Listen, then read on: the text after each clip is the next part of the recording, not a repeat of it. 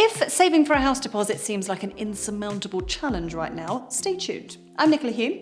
I'm going to be sharing the 8 ways savvy savers get enough cash together to put down a payment on a new home and nab the best mortgage deals.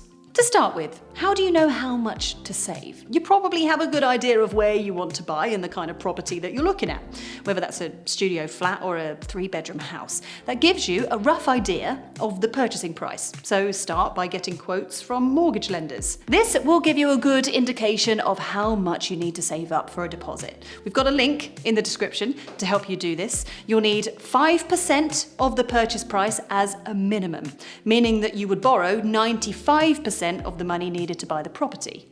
In the industry, this ratio is called the loan to value, or LTV. What's worth knowing is that as a general rule, the lower the LTV, the better the mortgage deal. So if you have 20% of the purchase price to put down as a deposit, you could benefit from more manageable interest rates, better chances of getting accepted by a lender, and you're likely to pay back less over the whole term of the loan. Now, back in September of 2022, the average UK house price was £294,559. So, for a 10% deposit, you would need £29,456. A 15% deposit would be just over 44 grand, and a 20% deposit would mean saving a massive £58,912. And remember that prices could rise in the time you take to save. Depending on the price of the property you buy, you may also have to pay stamp duty. You'll certainly need enough in the budget to pay for solicitors' fees, etc.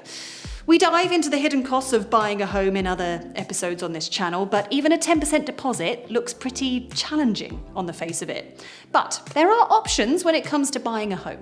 The first are government help to buy schemes, shared ownership schemes where you buy a part of the property and rent the other part, and for the right to buy scheme for local authority tenants. These schemes often run for a while and are then replaced and vary between the counties of the UK. So do your research to see what's available in your area.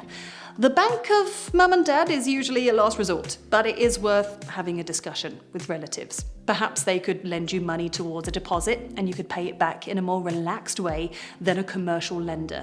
Relatives could speak to your mortgage lender about providing some of the deposit, but be warned, this makes them liable if you fall behind in payments. Sometimes it's worth downsizing in the short term to help you save. The ultimate in downsizing is moving back in with parents or relatives. This could be a good option when all parties know that it's just for a limited amount of time.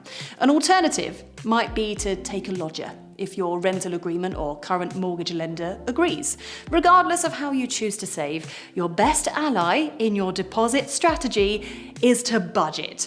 Budget and then budget. There are all kinds of apps and websites to help you, but basically, your income, minus your non-negotiable bills, gives you the amount that you have to play with each month. Decide how much of this you can realistically allocate to savings and get that set up as a monthly direct debit to your savings account. Finally, make sure that you are saving in the smartest places. If you use a lifetime ISA, for instance, the government will top up your savings by up to £1,000 a year. An instant access account will give you flexibility if you think you might need to grab back some of your savings from time to time, but won't give you the best interest rates. So have a proper look around. You don't have to put all of your savings in one place, so a combination of accounts might be the best option for you. With proper planning, a deposit on your next home is not an impossible dream. So make sure you stay with us for more top tips for buyers. Do make sure that you're sub to the channel and hit that alert bell, and then we will see you next time.